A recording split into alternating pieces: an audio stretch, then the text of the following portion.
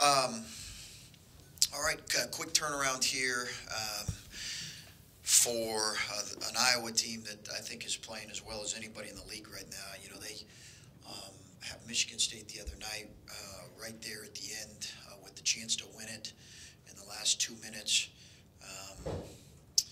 I think, and listen, let's be honest, they really controlled the second half at their place, beat us in the second half, kind of got us early in the second half, and really, I think, controlled it with their depth, their size, their physicality. They've just, you know, they're really their system makes you guard a lot of different stuff with the way they play. They're really fast, and they're numbers wise the best rebounding team, one of the best rebounding teams in the country. They're the best rebounding team in the Big Ten. Cook is a fantastic interior player, and Garza's a load inside. I think their guards and their wings rebounded as well as anyone. Bear's an interesting player in that he's an elite defender, and I think he's the best rebounding. I think Bear's the best rebounding wing guard in the league. So we need to be ready. We obviously had to get some rest. Late night the other night.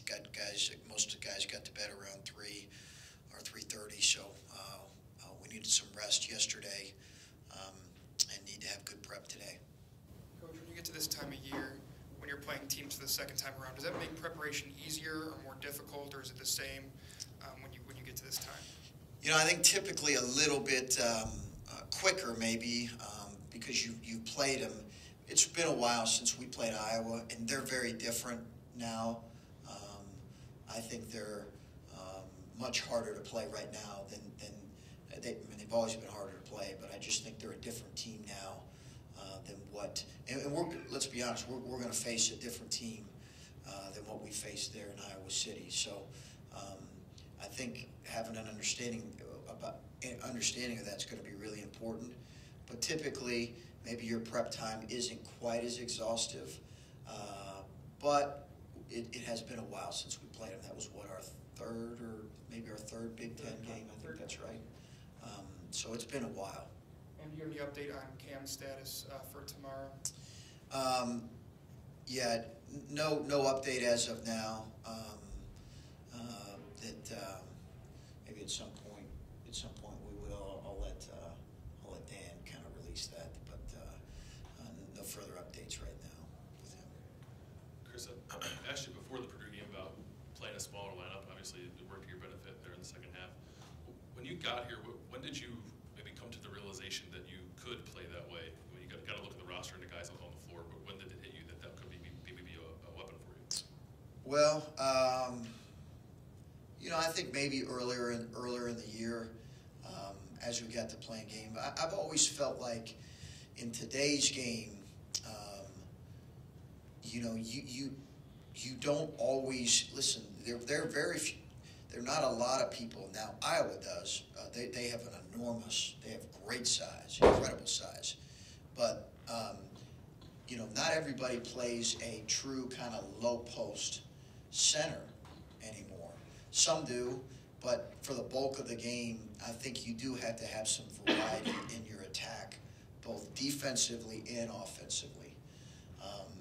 And while I say variety, I really mean versatility in your offensive and defensive attack. I think if you don't have versatility in today's game, coaches are too good, teams are too good at figuring out where to kind of pick you apart.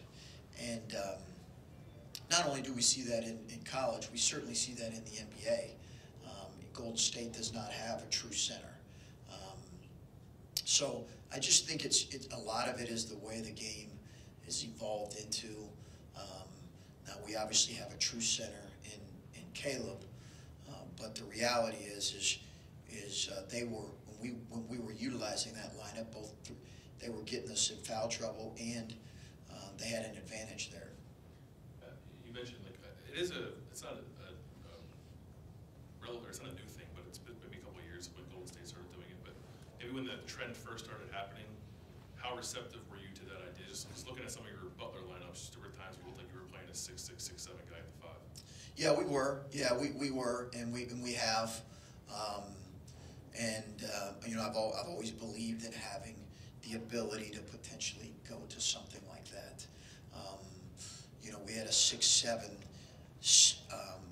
4-man who could guard interior guys really well because he could move and he was tough, and then he was second on our team in assists, so we could play through him in the post, and so he could guard you at the other end mostly, and then he could have an advantage, and you could also switch on balls with him at times. So yeah, we utilized that quite a bit in our days at Butler. Not always, and it wasn't probably our most consistent lineup, but we had the flexibility of doing that. And when you got a guy like Keita, that allows you to kind of play two forwards, which is what we do at times. And just one more on that, I guess.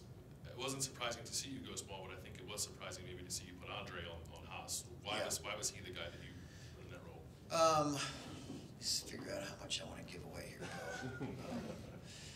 Who else listening here?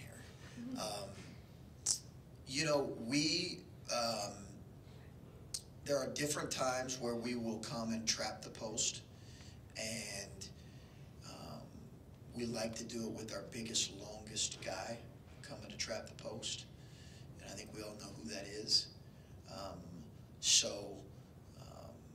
There were times throughout the last 7-8 minutes of that game where we were coming at different times, and we like Keita coming in that situation. Hey, Chris.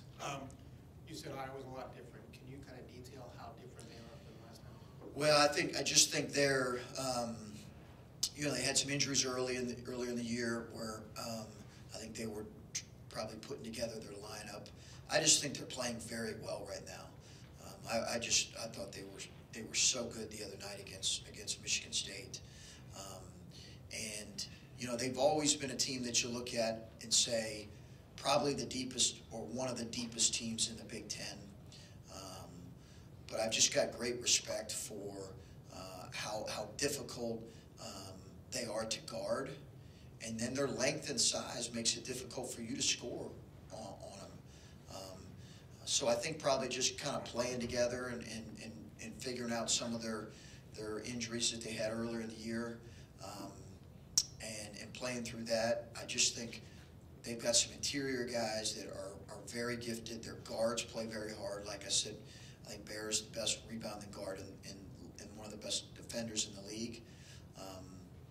And I think they're playing with a great kind of spirit right now. And obviously you guys are a much different team than them. Having beat Michigan State and Purdue this week, what level of surprise is it? It is obviously got to be a surprise to you. What is the most surprising thing to you about the way that you guys have developed?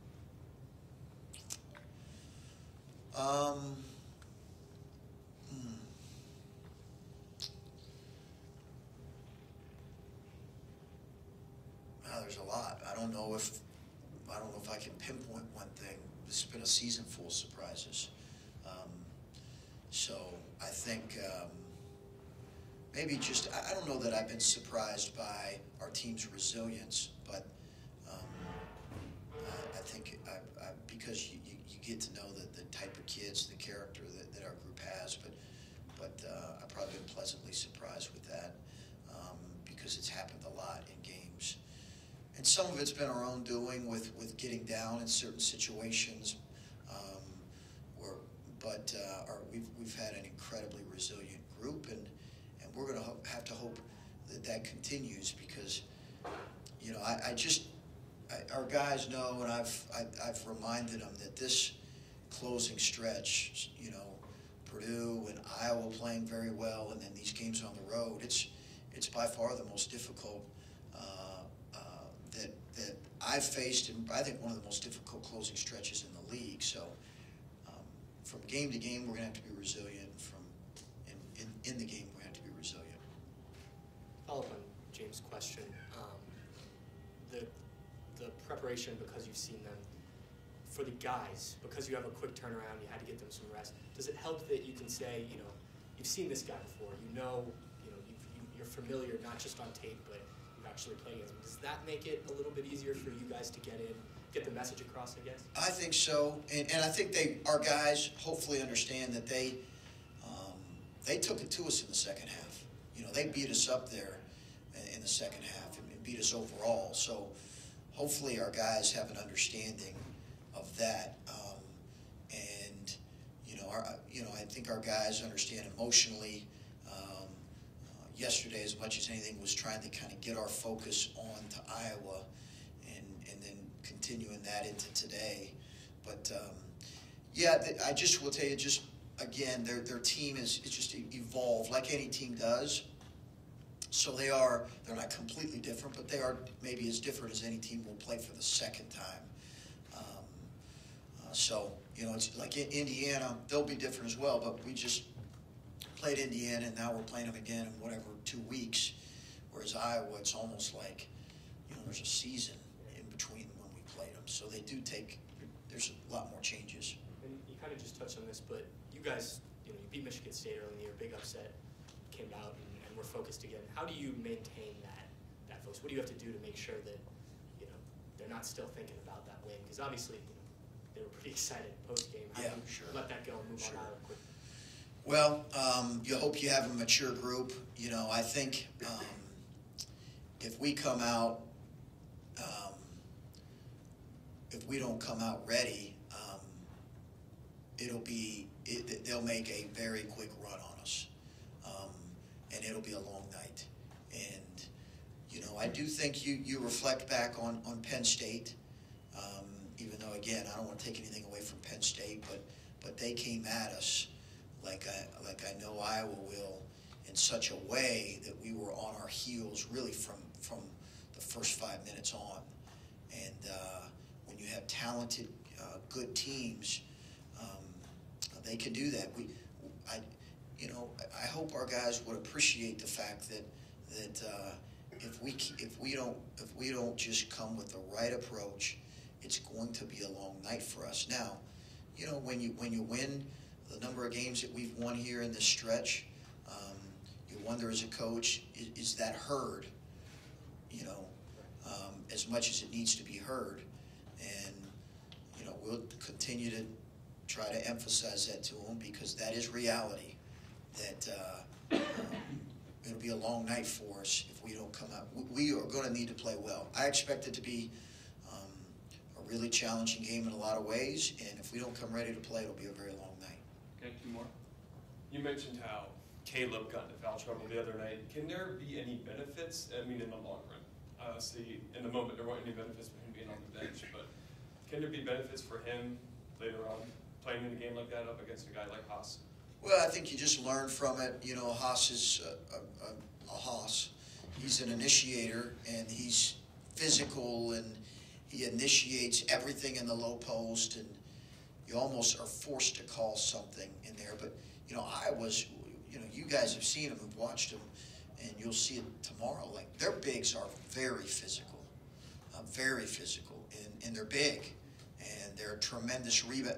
This is a way better rebounding team than Purdue. No disrespect to Purdue, but Iowa is. So hopefully he learns some things in that situation. I think any opportunity, win or lose, is an opportunity to learn and grow.